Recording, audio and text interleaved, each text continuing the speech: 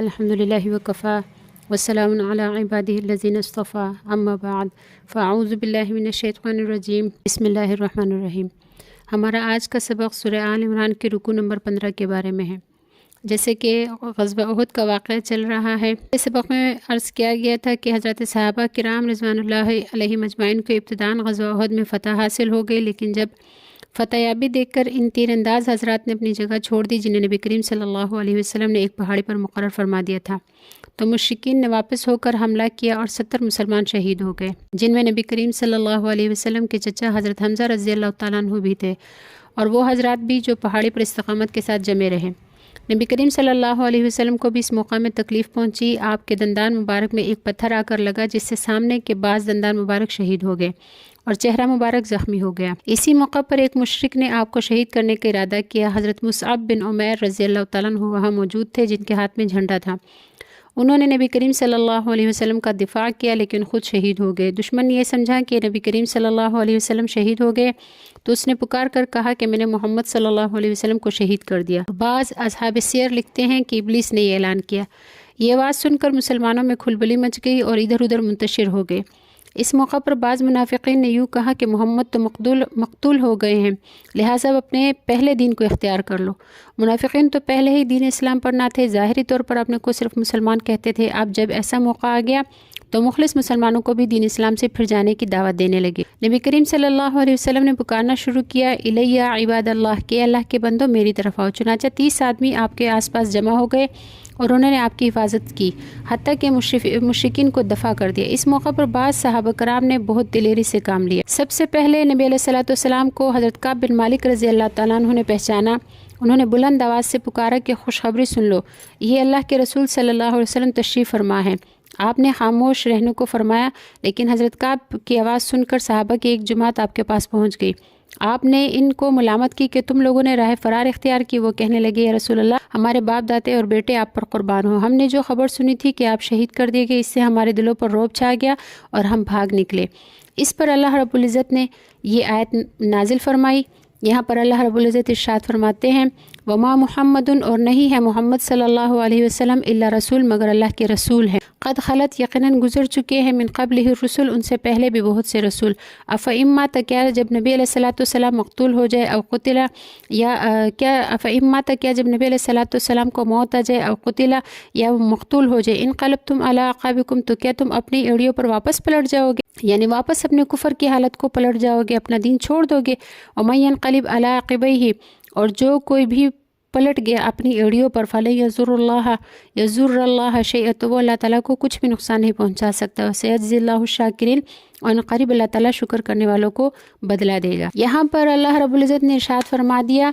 کہ دین چونکہ اللہ کا دین ہے اور نبی علیہ الصلوۃ والسلام چونکہ اللہ کے بندے اور اللہ کے پیغمبر ہے، حی اور قیوم ذات صرف اللہ تعالیٰ کی ہے، لہٰذا اگر نبی علیہ الصلوۃ والسلام کو موت آ جائے یا قتل ہو جائے، یعنی مقتول ہو جائے، تو اس کا یہ مطلب تو نہیں کہ تم دین اسلام کو بھی چھوڑ کر، اللہ کو چھوڑ کر، دین اسلام کے چھوڑ کر پھر واپس اپنی کفر کی حالت پر موڑ جاؤ۔ پھر یہاں پر آیت شریفہ میں اس سرزنش کے بعد کہ محمد صلی اللہ علیہ وسلم شہید ہو جائے یا مقتول ہو جائے، تو کیا تم پچھلے پاؤں پلٹ جاؤ گے؟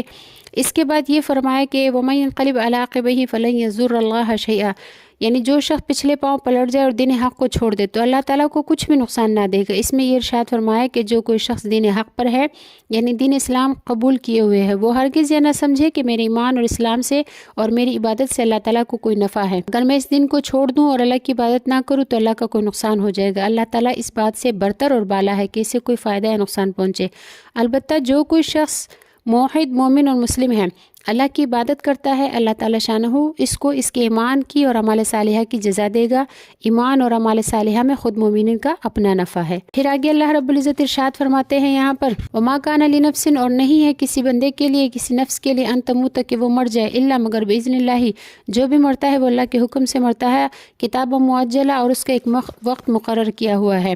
وَمَن يُرِدْ ثواب الدنیا، اور جو ارادہ کرے دنیا کے بدلے کا نعطی ہی منہا تو ہم اس کو دنیا ہی میں دیتے ہیں اس میں سے، ومن یرد ثواب الآخرۃ اور جو کوئی ارادہ کرے آخرت کے ثواب کا نعطی ہی منہا تو ہم اس کو اسی میں سے دیں گے، وسنجزی الشاکرین اور قریب ہم بدلہ دیں گے شکر گزاروں۔ یہاں پر جو فرمایا کہ وما کان لنفس ان تموت الا باذن اللہ کتابا مؤجلا، یہ اس کا مطلب یہ ہے کہ یہ نہیں ہو سکتا کہ کوئی جان اللہ کے حکم کے بغیر مر جائے،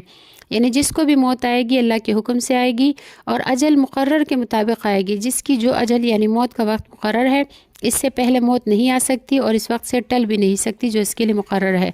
صاحب روح المعانی فرماتے ہیں کہ اس میں جہاد کی ترغیب ہے اور قتل کے ڈر سے جہاد کو چھوڑ دینے پر ملامت کی گئی ہے۔ پھر یہاں پر اللہ رب العزت ارشاد فرماتے ہیں وَكَأَيٍّ مِّن نَبِيٍّ اور کتنے ایسے نبی گزرے ہیں قاتلہ جنہوں نے قتال کیا، معاہ ان کے ساتھ ربیون کثیر بہت سے اللہ والوں نے بھی ان کا ساتھ دیا اور جنگ کی، فما وہنوا پھر انہوں نے سستی نہیں کی لما اس بات میں اصابہم جو ان کو پہنچا فی سبیل اللہ اللہ کے راستے میں، وما ضعفوا اور نہ انہوں نے کمزوری دکھائی، وما استکانوا اور نہ ہی انہوں نے تھکاوٹ اختیار، واللہ اللہ تعالیٰ یحب الصابرین محبت کرتا ہے صبر کرنے والوں۔ یہاں پر اللہ رب العزت ارشاد فرماتے ہیں کہ امت محمدیہ کے لیے ان تمام امور میں عبرت و نصیحت ہے کہ تم سے پہلی امتیں اپنے انبیاء کرام کے ساتھ دشمنوں کے ساتھ جم کر لڑی، وہ مصائب اور شدائد سے نہ گھبرائے، تمہارے ساتھ جو کچھ پیش آئے وہ کوئی نئی بات نہیں ہے، اللہ والوں کو ایسی مشکلات پیش آتی ہی ہیں، دشمن اپنی کوششیں جاری رکھتے ہیں، جنگ کرنی پڑتی ہے، اپنے آدمی مقتول بھی ہوتے ہیں، ہر صورتحال پر قابو پانے کو اپنا وتیرہ بناؤ اور جم کر لڑو، سستی اور کمزوری نہ دکھاؤ، دشمن کے سامنے عاجز نہ ہو جاؤ۔ پھر اللہ تعالیٰ فرماتے ہیں کہ ان پہلی قوموں نے جب دشمن سے لڑائی کی تو ان کی اور کوئی بات نہیں ہوتی تھی مگر وہ اللہ تعالیٰ سے دعا کرتے تھے۔ یہاں پر اللہ رب العزت ارشاد فرماتے ہیں کہ وما کان قولہم نہیں تھی ان کی بات الا مگر ان قالوا وہ یہ کہتے تھے ربنا کہ اے ہمارے رب اغفر لنا ہماری مغفرت فرمائیے ذنوبنا ہمارے گناہوں کی، و اسرافنا فی امرنا اور جو ہم سے آپ کے حکم میں زیادتی ہوئی ہے یا ہم آپ کے حدود سے آگے بڑھے ہیں اس کی معافی فرمائیے ہمیں، وثبت اقدامنا اور دشمن کے مقابلے میں ہمارے قدموں کو مضبوط کر دیجیے، وانصرنا علی القوم الکافرین اور کافر قوم کے مقابلے میں ہماری مدد فرمائیے۔ تو یہاں پر اللہ تعالیٰ فرماتے ہیں کہ جب انہوں نے ایسی دعا کی فآتاہم اللہ ثواب الدنیا تو اللہ تعالیٰ نے ان کو دنیا کا بدلہ دیا، وحسن ثواب الآخرہ اور آخرت کا بہترین بدلہ دیا، واللہ اللہ تعالیٰ یحب المحسنین محبت کرتا ہے نیکی کرنے والوں کو، نیکی کرنے والوں سے۔ یہاں پر اس آیت میں اس بات کی بھی تعلیم ہے کہ نیکیاں کرتے ہوئے بھی استغفار کی ضرورت ہے،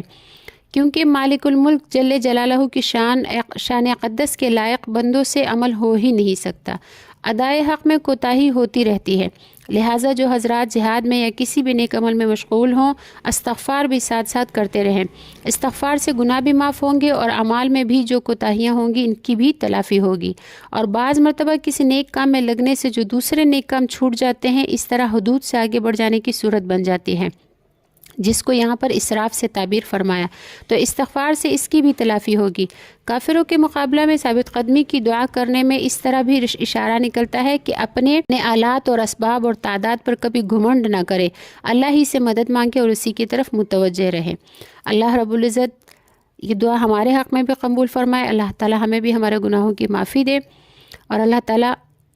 اپنی جناب سے ہماری مدد فرمائے۔ وآخر دعوانا الحمد للہ رب العالمین۔ السلام علیکم ورحمۃ اللہ وبرکاتہ۔